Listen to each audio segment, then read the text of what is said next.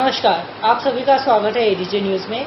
आज हम मयंक उपाध्याय जी के साथ हैं, जो कि इस प्रदेश के जिला महामंत्री हैं और अभी अभी किसान भारतीय यूनियन के साथ जुड़े हैं। आइए जानते हैं उनके बारे में कुछ बातें और उनके क्या विचार हैं आगे इस चीज़ को लेके। मयंक जी, सबसे पहले तो आपको बहुत बहुत शुभकामनाएं। नमस्कार आदित्य जी। सर, सबसे पहले मैं आपके बारे में जानना चाहूँगा कि आपने अपने करियर की शुरुआत कहाँ से की है। जी आदित्य जी, शुरुआत तो मेरी एजुकेशन फील्ड से हुई और मैं ऑलमोस्ट 10 इयर्स दे चुका हूँ फील्ड में। अभी भी एजुकेशन फील्ड में बहुत सक्रिय हूँ और उसमें भी लेकर बहुत सारी इनोवेटिव आइडियाज़ या उसको लेकर जो कई तरीके के करप्शंस हैं उसको उजागर किया है।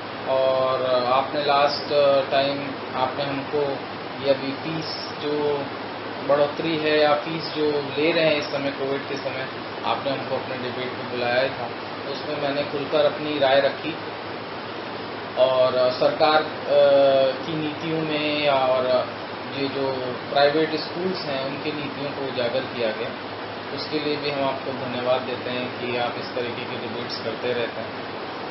तो एजुकेशन फील्ड में तो मैं हुई और इसमें लगातार जो भी काम होता रहेगा मैं करूँगा। और ऑलमोस्ट 10 साल से मैं रियल एस्टेट में काम कर रहा हूँ और उसको लेके किसानों से बहुत मिलना हुआ। किसानों को मैंने देखा और किस तरीके से बिल्डर्स और रियल एस्टेट कंपनीज उनका शोषण करते हुए उनकी ज़मीनों को लिया। तो एक थोड़ा सा वहाँ पर हमारा बदलाव आया, एक व्यापारी के तरीके से नहीं, क्योंकि हम किसान से ही जुड़े हुए हैं, किसान परिवार के हैं, तो उनकी समस्याओं को हमने देखा। तो मुझको हमेशा से ये था कि हम जब भी मौका मिलेगा तो हम किसानों के लिए ज़रूर कुछ ना कुछ करेंगे। और ये एक मौका हमको मिला भारतीय किसान यूनियन हिंद से जुड़ने पर, जिसमें मैं बाकी नाम लेना चाहूँगा सुभाष यादव जी का और दीप नारायण जी का, जिन्होंने हमको इस लायक समझा कि उन्होंने हमको संगठन में इतनी बड़ी पदवी दी। तो ये इस तरीके से हमारी शुरुआत रही, एजुकेशन, फिर रियल एस्टेट और देन किसान यूनियन। ओके सर, मेरा दूसरा सवाल आपसे ये है कि आप किसान यूनियन से ही क्यों जुड़े। शहर में और प्रदेश में और भी पार्टियां हैं, आखिर आप इसी से ही क्यों जुड़े जाके। बहुत अच्छा प्रश्न किया है आदित्य आपने। आपके खैर प्रश्न हमेशा होते भी बिल्कुल ज्वलंत प्रश्न हैं, मगर इससे चीज़ें भी बहुत चीज़ें निकल के आती हैं और कई लोग हमसे पूछना भी चाहते हैं जो हमसे जुड़े हुए हैं या जो कि आपने इस तरीके की ही चीज़ें क्यों ज्वाइन की, जबकि आपके पास इतने सारे ऑफर थे पहले से। आदित्य जी, मैं आपको एक चीज़ बताऊंगा कि देखिए, लोग राजनीति करना उतरता है। हर कोई पार्टी इसलिए ज्वाइन करता है कि राजनीति करेंगे, राजनीति में रह के हम लोगों की सेवा करेंगे, मगर उसका उल्टा होता है कि वो राजनीति करते हैं सिर्फ अपने लिए, अपने परिवार के लिए। आप परिवारवाद देख रहे हैं और हर पार्टी में लगभग ये सारी चीज़ें आपको देखने को मिलेगी। मैं यहाँ राजनीति करने नहीं, मैं यहाँ सेवा नीति करने। इसको मैं बदल देना चाहता हूँ। मैं भारतीय इतिहास से इस शब्द को ही निकाल देना चाहता हूँ कि हमारा जो इतिहास रहा है वो विक्रमादित्य और सम्राट अशोक, चंद्रगुप्त मौर्य, इनका रहा है। तो उन लोगों ने सेवा नीति करके अपना नाम कमाया। तो वही है कि किसानों में ये किसान जो इस समय फंस गया है वो राजनीति में फंस गया है। हमको सेवा नीति करनी है। भारतीय किसान यूनियन हिंद सिर्फ इस चीज़ के लिए हमेशा जागरूक रहेगा। किसानों की जो भी मुद्दे हैं, जो भी परेशानियां हैं, जो भी तकलीफ है, वो उजागर करता रहेगा, सरकार के पास दरख्वास्त देगा और बड़े से बड़े अगर कोर्ट कचहरी भी जाना पड़े तो उनके लिए हम लोग हमेशा खड़े हैं, किसानों के लिए। इस वजह से हमने कोई पार्टी नहीं ज्वाइन की और नहीं करूँगा। हमेशा हमारा किसान यूनियन हिंद ही रहेगा और किसान यूनियन हिंद से ही हमको जो भी हमको काम करना होगा हम उनके लिए करते रहेंगे। ठीक है सर, मेरा एक सवाल है। अभी आप बता रहे हैं आपकी पार्टी का नाम भारतीय किसान यूनियन हिंद है। जी। तो हिंद तो भारत का पुराना नाम है, जी। तो इसके पीछे कोई उद्देश्य है, कोई लॉजिक है? लॉजिक ये है कि देखिए हिंद से देखिए हिंद हमारा पुराना था, उसी से ही हिंदुस्तान बना है। तो जो हिंद शब्द आया वो उसी से ही आया है कि हम इसको हिंद रखेंगे कि हम अपने भारतीय किसान यूनियन को प्रदेश स्तर पर नहीं, पूरे हर जिले स्तर पर, और फिर उसके बाद पूरे प्रदेश स्तर पर, और फिर पूरे राष्ट्र स्तर पर, जहां तक हिंद की सीमाएं हैं वहां तक हम इस भारतीय किसान यूनियन को पहुंचाएंगे। सर, आपका ये यूनियन का जो आपने बताया ये काफ़ी अच्छा कॉन्सेप्ट है, बट इसको कैसे अप्लाई करने का है आपका? क्योंकि ऑन पेपर सारे कॉन्सेप्ट बहुत अच्छे होते हैं, ऑन ग्राउंड आके पेपर्स पे के बाद चीज़ें बदल जाती हैं। तो इसकी क्या श्योरिटी है कि आपका जो संगठन है वो किसानों की सेवा ही करेगा, सिर्फ प्रॉमिसेस नहीं करेगा? क्योंकि मैंने देखा है लोग प्रॉमिस करते हैं। ये थोड़ा सा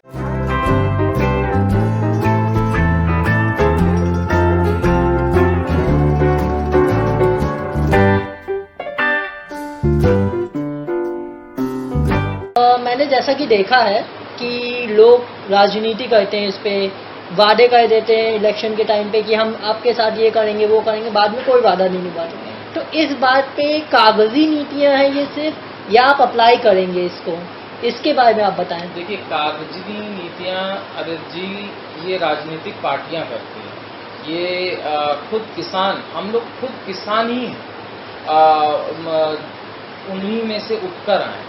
हम लोग ने कोई राजनीति पार्टी या किसी राजनीति पार्टी को हम लोग सपोर्ट नहीं कर रहे हैं, या कुछ इस तरीके का हम लोगों का है कि हमको उस पार्टी से मिल जाना है या ऐसा करना है।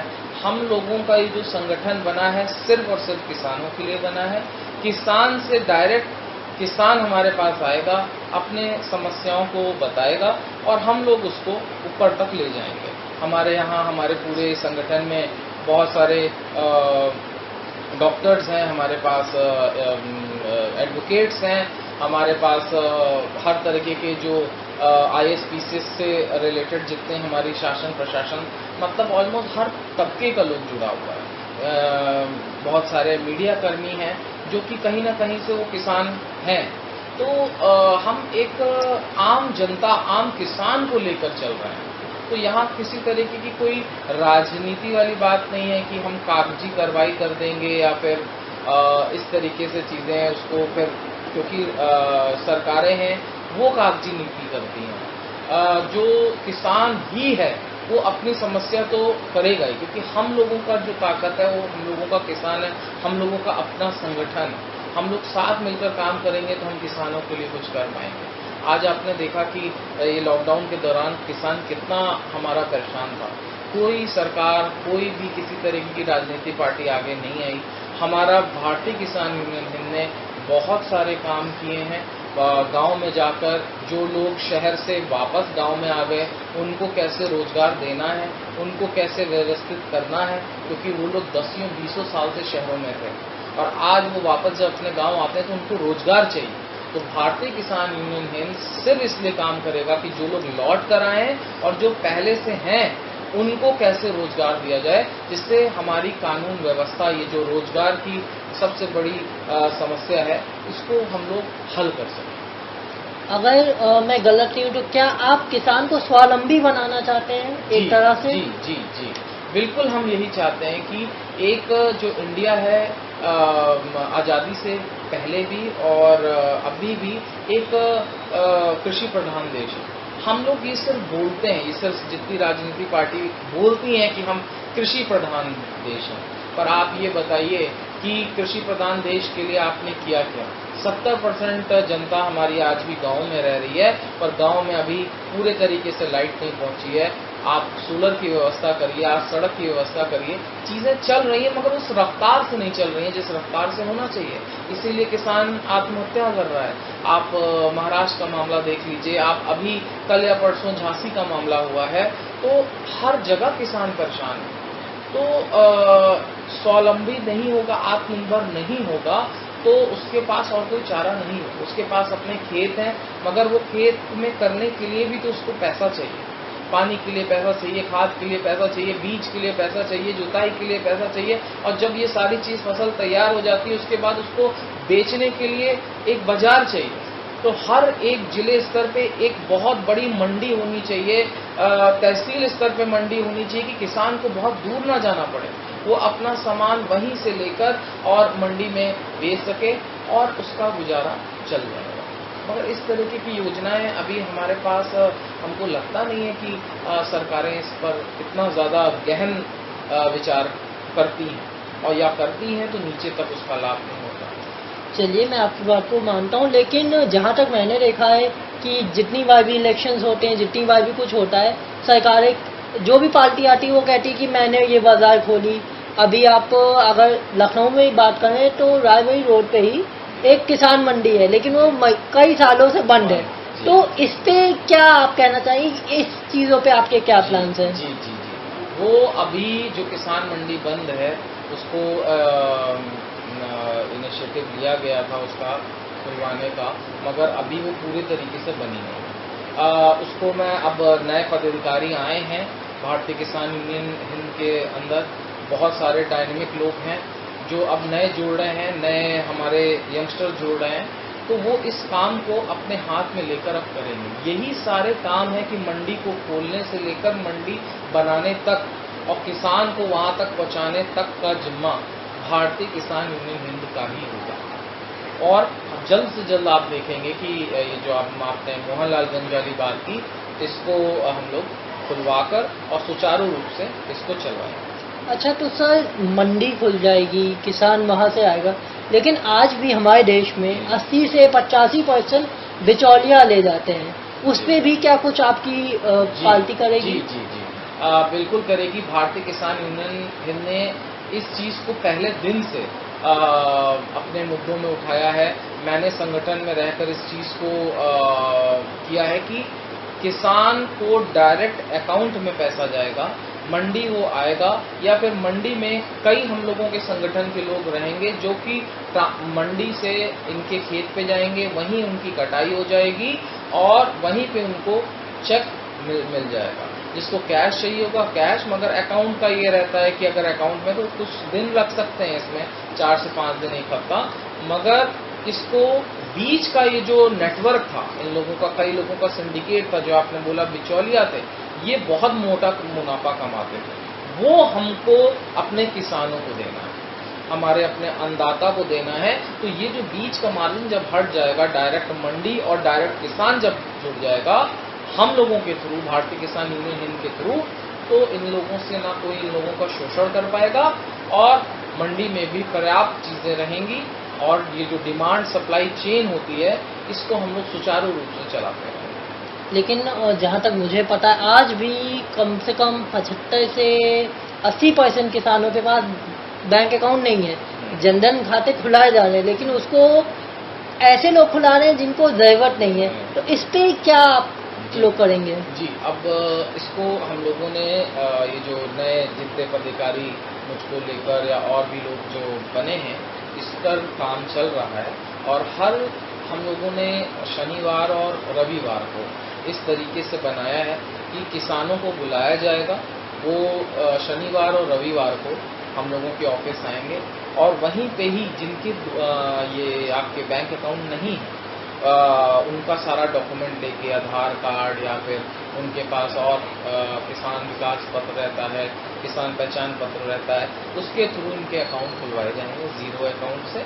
और वो अकाउंट होना ज़रूरी भी है, क्योंकि सरकार लाभ देती है तो वो लाभ पूरा पहुंच नहीं पाता इन लोगों के उसमें, तो वो भी बहुत ज़रूरी है। तो हम लोग कम से कम अपने ज़िलों में, तो अभी शुरुआत हम लोग लखनऊ से ही कर रहे हैं, तो लखनऊ जहाँ तक स्मार्ट सिटी की बात हो रही है, तो स्मार्ट सिटी तो बन रही है, मगर हम तो चाहते हैं स्मार्ट विलेजेस बने।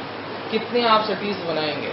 सिटीज़ बना के आपने सारे खेत और सारे जंगल ख़त्म कर दिए, तो आखिरी में ज़रूरत हम लोगों को अन्न की ही पड़ने वाली है। तो हम तो स्मार्ट विलेजेस की बात करते हैं, स्मार्ट सिटी की बात नहीं करते। हमको नहीं चाहिए वो ऊंची ऊंची स्काई स्क्रैपर जो अमेरिका और लंदन में हुआ करते हैं।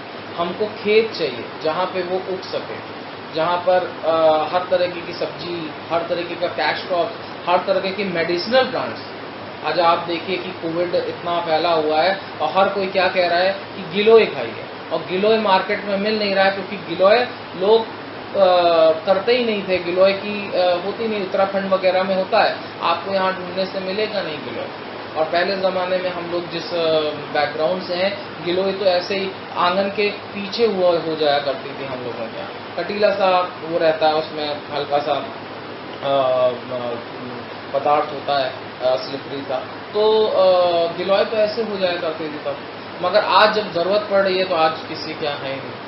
तो इन सब को भी हम लोगों को जागरूक करना है कि कोई भी हो, चाहे कोई भी राजनीतिक पार्टी हो, आपके माध्यम से हम कह रहे हैं, या फिर हमारा यूनियन हो, या हम आम जनता हो, आप एक तो सबसे ज़्यादा जो सपोर्ट करिए वो अपने किसानों को करिए। कम से कम जितनी ज़रूरत हो उतना अनाज आप लीजिए, अनाज को वेस्ट मत करिए, और जो अन्नदाता है उसको किसी न किसी रूप में आप उनको सपोर्ट करिए। आप जाइए, आप लीज पे कुछ थोड़ी सी चीज़ें ले सकते हैं, आप हमारे साथ जुड़कर कितने किसानों का भला कर सकते हैं इस तरीके से, और आपको भी वो लाभ होगा।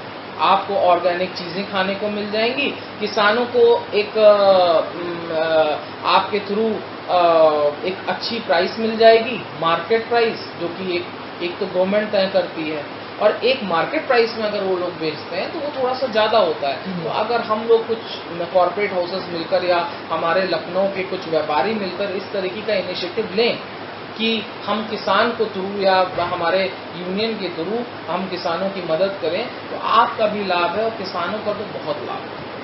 तो इस तरीके की योजनाएं हम लोग बना रहे हैं कि जिससे हर कोई जुड़ सके, अच्छा खाए, स्वस्थ खाए, पेस्टिसाइड्स और ये वाले इन लोगों को यूरिया वाली चीज़ें ना मिलें, अच्छी चीज़ें आप लोगों को मिलें, कोल्ड प्रेस तेल मिले, आप लोगों को अच्छा राइस मिले विदाउट पेस्टिसाइड वाला, दालें आपको अच्छी मिले, ऑर्गेनिक जितनी भी चीज़ें हैं वो सब ऑर्गेनिक हो, वर्मी कंपोस्ट से बनी हुई हो, ऑर्गेनिक खाद उसमें हो। तो इस तरीके का विचार हम लोग कर रहे हैं। दोनों का फ़ायदा है इसमें। देखिए, किसान का फ़ायदा ये है कि हम कहीं बेचना नहीं है उसको, डायरेक्ट वो व्यापारी ले जाएगा, और व्यापारियों का फ़ायदा और बिजनेस हाउस का फ़ायदा ये है कि वो उनको ऑर्गेनिक चीज़ें मिलेंगी, अच्छा अपने लिए भी खा सकते हैं, आगे वो बेचना चाहें उसको बेच भी सकते हैं। तो ये इस तरीके से चीज़ें हम लोग योजनाबद्ध तरीके से बना रहे हैं। चलिए, जान के अच्छा लगा सर। एक चीज़ और गांव वगैरह में प्रॉब्लम आती है, गांव में साहूकार होते हैं, आज भी कई गांव में है, तो इस पे ये काफ़ी शोषण करते हैं, तो इस पे भी कुछ आपका संग करेगा? जी जी जी जी।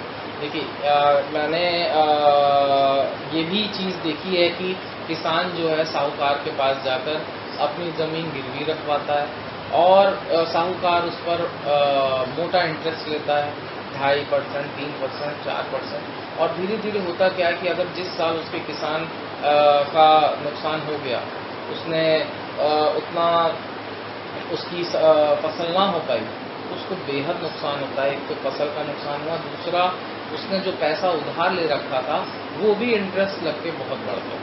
आप बैंक के पास जाएंगे तो आपको 7 से 8% मिल जाएगा, मगर साहूकार लेता है 30%, 35%, और कई जगह तो 40% तक की ये चीज़ देखी गई है। तो धीरे धीरे होता क्या है, किसान के पास कोई चारा नहीं रह जाता, और वो ज़मीन उनके पास चली जाती है, साहूकारों के पास, और किसान के पास आत्महत्या करने के सिवा और कोई चारा नहीं रहता। इसको भी करने के लिए हम लोगों ने प्रयास किया है कि उनको किसी साहूकार के पास न जाना पड़े। भारतीय किसान यूनियन हिंद उनको इस तरीके के छोटे छोटे लोन्स प्रोवाइड करवाए, या फिर इस तरीके के टाइप्स कराए कंपनी से कि वो खुद बीज दें, वो कंपनी खुद उसमें अपनी पौध लगाए। सिर्फ जो ज़मीन है वो किसान है, किसान को सिर्फ मेहनत करनी है, जो कि वो बिल्कुल करने से डरता नहीं है। किसान हमारा बहुत मेहनती है, बस उसको कोई पैसा ना लगाना पड़े, और उसकी फसल कटकर कंपनी ले गई, उसके कॉन्ट्रैक्ट्स होते हैं, हम लोग उस चीज़ पे काम कर रहे हैं, ऑलरेडी हमारी बात चल रही है। 3 साल 4 साल का कॉन्ट्रैक्ट, मतलब 4 साल किसानों को कुछ नहीं सोचना। उसके पास अगर अपनी ज़मीन है, वो हम लोगों के साथ जुड़कर वो अपनी डायरेक्ट कंपनी को बेच सकता है। कंपनी के आदमी आएंगे, वो काट के ले जाएंगे। ये बहुत सारे कैश क्रॉप्स, हम ट्रेडिशनल फार्मिंग्स की बात नहीं कर रहे हैं, ट्रेडिशनल फार्मिंग्स तो रहेंगी, मगर मैं बात कर रहा हूँ मेडिसिनल प्लांट्स, जैसे कि हमारी मीठी तुलसी है, हमारा मशरूम फार्मिंग है, और हमारी ये फिशी कल्चर्स हैं, सेरिकल्चर्स हैं, ये आपका हनी भी है। तो इस तरीके से काफ़ी सारी चीज़ें जो हैं, जो किसानों को हम लोग जागरूक करेंगे कि आप लोग ट्रेडिशनल फार्मिंग को छोड़कर अब इस फार्मिंग्स पे आइए। आपके पास अगर 2 बीघा 4 बीघा 5 बीघा खेत है, तो आधे पे ट्रेडिशनल फार्मिंग करिए, जो वो लोग करते हैं, जैसे कि हमारा धान है, हमारा गेहूं है, हमारा तिलहन है, आपके दालें हैं। बस आज हमारा किसान यही कर रहा है, मगर उसको अगर आधे पे कैश क्रॉप्स पे अगर हम लोग कन्वर्ट कर ले गए, और उसके पास ये रहा कि हाँ हम कंपनी आके ले जाएगी और हमको पैसा भी नहीं लगा, हमको खेती तो हम कर ही रहे हैं, हम क्यों ना अब इनके लिए करना शुरू करें। तो किसी भी साहूकार के चक्कर में नहीं फंसना है इन लोगों को, ना किसी गवर्नमेंट के दरवाजे खटखटाने हैं लोगों के लिए। उनको सिर्फ आधे पे कंपनी का काम करना है और कंपनी उनको पैसा देगी।